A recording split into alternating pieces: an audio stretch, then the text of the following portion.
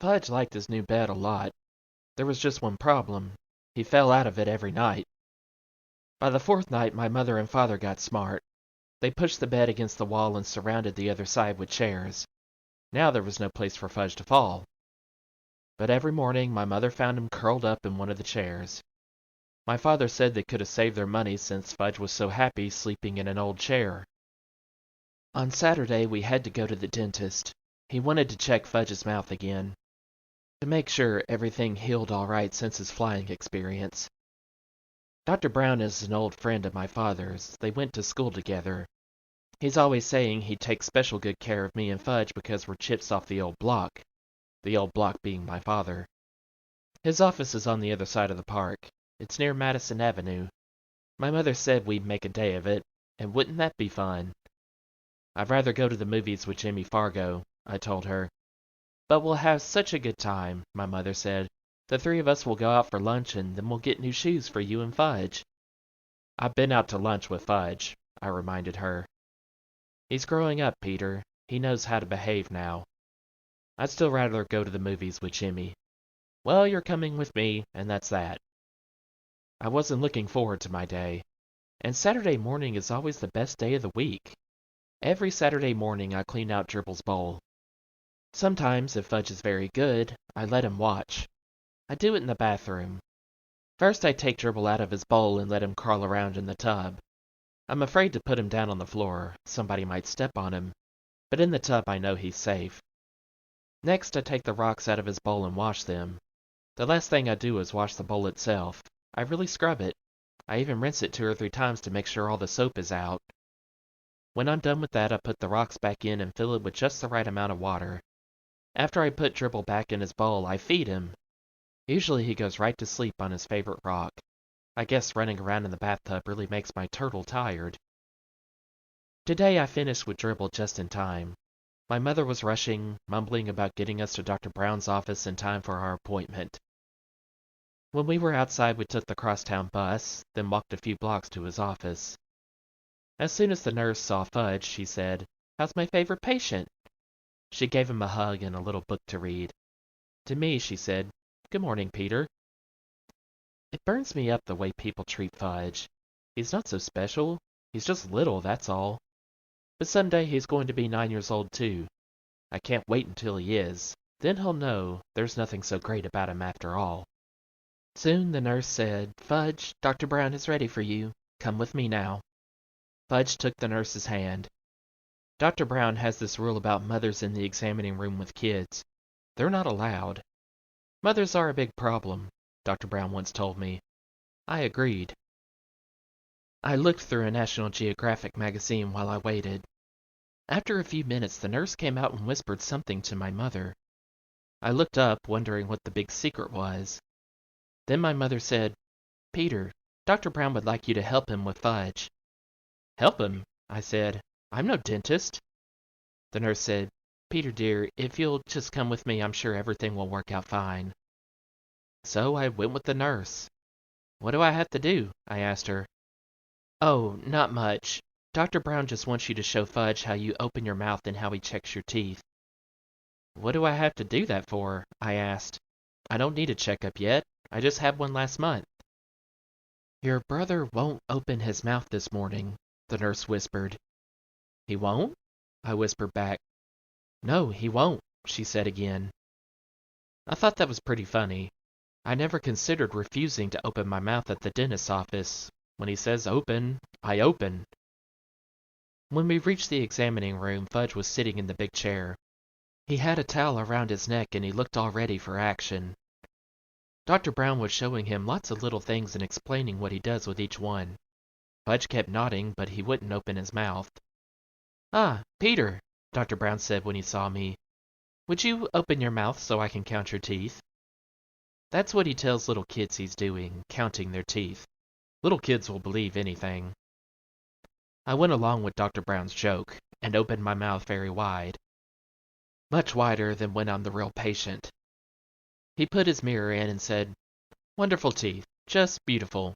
A regular chip off the old block. Such a shame your brother can't open his mouth the way you do." "Can so?" Fudge said. "No, Dr. Brown told him. You can't open your mouth nearly as good as Peter. Can't so? See. Fudge opened his mouth. No, I'm sorry, Fudge, Dr. Brown said. It's still not as good as Peter.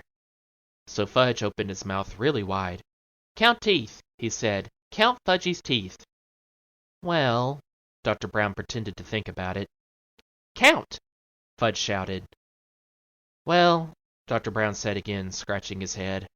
I guess as long as you're here, I might as well count your teeth. So he checked Fudge's mouth. When he was through, Fudge said, See? See, just like Peter. Yes, Dr. Brown said, smiling. I can see that. You're just like Peter. He gave me a wink. I liked the way Dr. Brown tricked Fudge into opening his mouth. So when he was through examining him, I whispered, Couldn't you make Fudge some false teeth until his grown-up ones come in? No, he'll just have to wait, Dr. Brown said. But he looks like he has fangs, I told him. You better not say that in front of your mother, Dr. Brown said. I know it. She's not too big on fangs. Dr. Brown thanked me for helping him. My mother made another appointment for Fudge. The nurse kissed my brother goodbye and we left. That wasn't so bad, was it, Peter? My mother said. It could have been worse, I admitted. We headed for Bloomingdale's, where we get our shoes. There are 5 salesmen in the children's shoe department. 2 of them my mother doesn't like. She thinks they don't measure my feet carefully. That all they care about is selling shoes, even if they don't have the right sizes in stock. The other ones my mother thinks are okay. There's one she likes a lot. His name is Mr. Berman. I like him too, because he's funny. He usually makes believe that the right shoe goes on the left foot or that Fudge's shoes are really for me. Anyway, when Mr. Berman waits on us, buying shoes is almost fun. Today Mr. Berman spotted us right away. He always remembers our name. Well, if it isn't the Hatcher boys, he said. In the flesh, I told him. Fudge opened his mouth for Mr. Berman. See? See. All gone. His teeth, my mother explained to Mr. Berman. He knocked out his top 2 front teeth. Well, congratulations, Mr. Berman said. That calls for a celebration. He reached into his jacket pocket and pulled out 2 lollipops. He handed one to me and one to Fudge. Oh, Fudge said. Lolly. Mine was root beer flavored. I hate root beer. But I thanked Mr. Berman anyway. I'll save it for after lunch, I told him, handing it to my mother. She put it into her purse. Fudge got a lemon lolly. He ripped off the paper and started sucking right away. Now then, what'll it be, boys? Mr. Berman asked. My mother answered, Brown and white saddles for Fudge and loafers for Peter. Okay, Peter, let's see how those feet have grown. I slipped out of my old shoes and stood up. I stuck my left foot into Mr. Berman's foot measure. Then he turned it around and I put my right foot in. That's another reason why my mother thinks Mr. Berman is good at selling shoes. He measures both feet. Some other salesmen only measure one.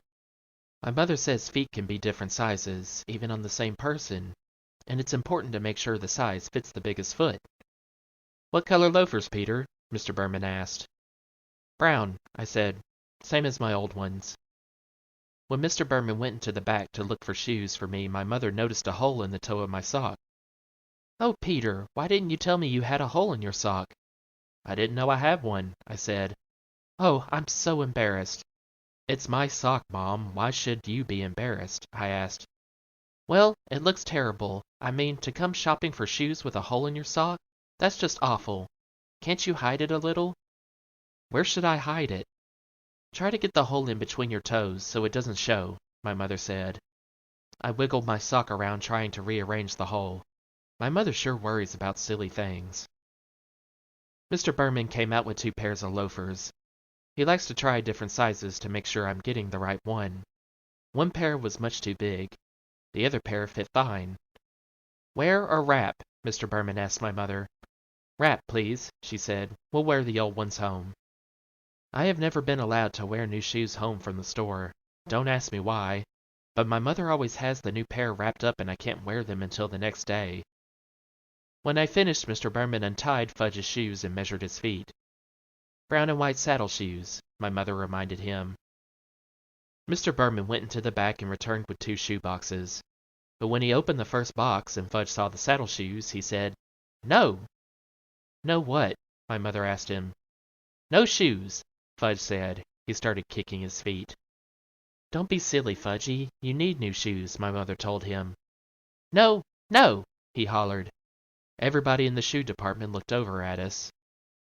Here's the perfect size, Mr. Berman told Fudge, holding up one shoe. Wait till you see how nice these new shoes will feel. Fudge kicked some more. It was impossible for Mr. Berman to get the shoes on his feet. He screamed, No shoes! No! No! My mother grabbed hold of him, but he was wiggling all around. He managed to give Mr. Berman a kick in the face. Lucky for him, Fudge only had on socks. Now look, Fudge, my mother said. You must get new shoes. Your old ones are too small. So what kind do you want?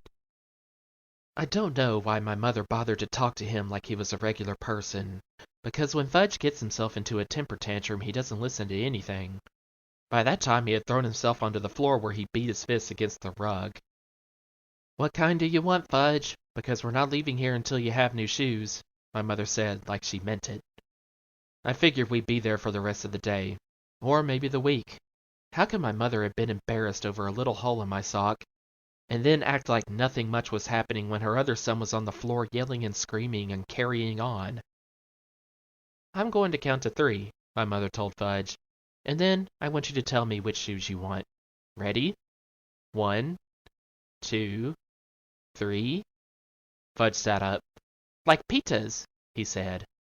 I smiled. I guess the kid really looks up to me. He even wants to wear the same kind of shoes. But everybody knows you can't buy loafers for such a little guy. They don't come in your size, Mr. Berman told Fudge. Yes, like pitas, Fudge hollered. Mr. Berman held up his hands and looked at my mother as if to say, I give up. But my mother said, I have an idea. She motioned for me and Mr. Berman to come closer. I had the feeling I wasn't going to like her idea, but I listened anyway. I think we'll have to play a little joke on Fudge, she said. What do you mean? I asked. Well, suppose Mr. Berman brings out a pair of saddle shoes in your size and... Oh no, I said. You're not going to get me to wear saddle shoes. Never. Let me finish, my mother said.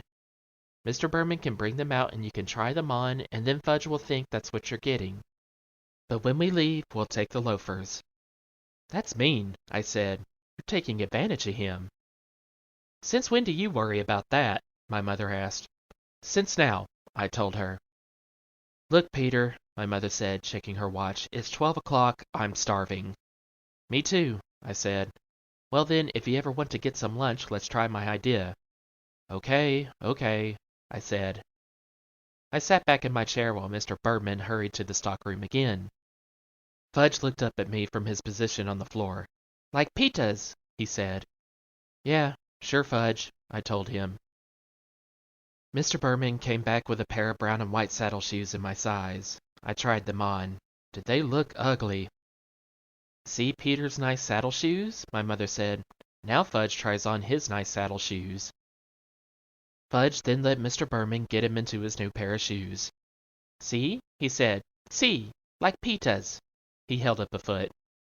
That's right, Fudge, I said, just like mine. You sure can fool little kids easy. Wear a wrap? Mr. Berman asked my mother, while Fudge walked around in his new shoes. Wrap, of course, she said. I wondered what my mother would tell Fudge tomorrow when I wore my new loafers. Oh well, that wasn't really my worry. It was her idea. When Fudge was back in his old shoes and our package was ready, Mr. Berman gave my brother a striped balloon. He offered one to me too. I refused. How could he think a person in 4th grade might want a shoe store balloon? That wasn't so terrible, was it, Peter? My mother said, as we left the store. Yeah, it kinda was, actually. It wasn't? I asked. Well, it could have been worse, my mother said. I suppose, I answered. We went to Hamburger Heaven for lunch. We sat in a booth. Fudge tossed his balloon around while my mother ordered for him and then for herself. I ordered my own lunch, a hamburger with everything on it and a chocolate milkshake. Fudge was getting a kiddie special, meaning a hamburger without the roll, some mashed potatoes, and a side order of green peas. When our lunch was served, my mother cut Fudge's hamburger into tiny pieces, which he shoved into his mouth with his fingers. Then she handed him a spoon and told him to eat his mashed potatoes. But instead of eating them, he smeared them on the wall. "See," he said. "I thought you told me he wouldn't behave like that any more," I said to my mother. "Fudgy, that's naughty. You stop it right now," my mother said. But Fudge sang, "Eat it or wear it," and he dumped the whole dish of peas over his head. I laughed. I couldn't help it. He looked so silly with the peas falling from his hair. And when I eat and laugh at the same time, I choke.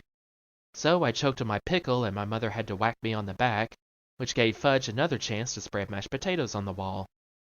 That's when the waitress asked my mother did we want anything else. "No, thank you," my mother said. "We have more than enough now." She wiped off the wall with her napkin and told Fudge he was very, very naughty. "Not me," Fudge said. "Not me." "Yes, you," my mother told him. "Why can't you eat like Peter? See how nice Peter eats?" Fudge didn't say anything. He just stuck his fork into his balloon. It popped and he screamed. "All gone. What more balloon? More." "Shut up," I told him. "Can't you ever act human?" "That's enough, Peter," my mother said. She should have slugged him. That would teach my brother of mine how to behave in hamburger heaven. We took a cab home. Fudge fell asleep on the way. He had his fingers in his mouth and made a slurping noise. My mother whispered to me, "Our day wasn't that bad, was it, Peter?" Again, "Yes, it was, Mrs. Hatcher." I didn't answer. I just looked out the taxi window and decided I would never spend a day with Farley Drexel Hatcher again.